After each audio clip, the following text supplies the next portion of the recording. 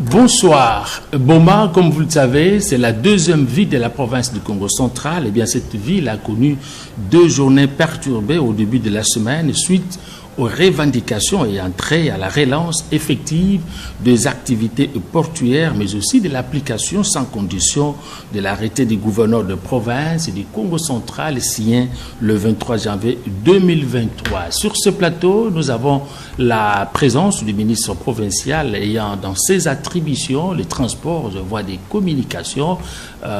Excellence Marc Matondo, bonsoir. Bonsoir, messieurs les journalistes. Nous avons tous suivi à distance ce qui se passe à Boma. Quel est le message clé que vous avez sur ce plateau pour la population de la ville de Boma en particulier? Merci beaucoup, messieurs les journalistes. Je crois que nous suivons tous de près ce qui se passe à Boma. Et comme j'ai dit une fois, que nous avons Boma dans nos cœurs et nous travaillons pour que Boma puisse revivre. Et donc, par rapport à cette perturbation que nous avons constatée pendant des jours ici, nous sommes venus présenter ou sinon lancer un message à l'endroit de la population de Boma. Donc, voici la quintessence de ces messages. Vous avez la parole, Excellence. Message du ministre provincial des Mines, Transports et Voies de Communication lancé à l'endroit de la population de Boma et du Congo central en général. Le gouvernement provincial, par le truchement du ministre ayant en charge les transports, tient à rassurer les filles et fils de Boma que leurs revendications et leurs cris de détresse sont légitimes. C'est pour cela, Son Excellence, Monsieur le gouverneur de province, me charge de rappeler à l'opinion en général et aux Bomatraciens en particulier que l'arrêté provincial portant obligation du contrôle technique des véhicules et matériels roulants d'occasion importés via le Congo central ne souffrira d'aucune faille quant à son application.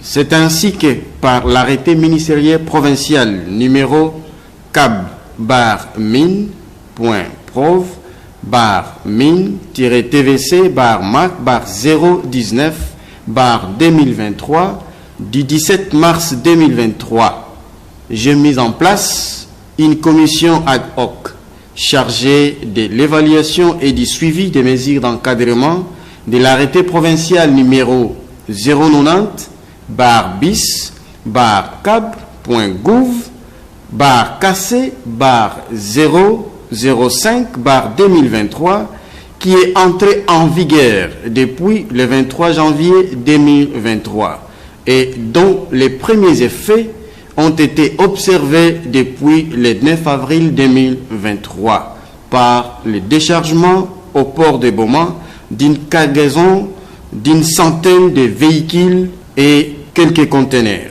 La commission précitée a rendu les conclusions de ces travaux sanctionnés par la signature du procès verbal. Enfin, les travaux de la commission me permettront de prendre un autre arrêté ministériel pour l'application rigoureuse de la sanction prévue à l'article 5 de l'arrêté provincial 6 mentionné, qui ne doit souffrir, je le répète, d'aucune faille.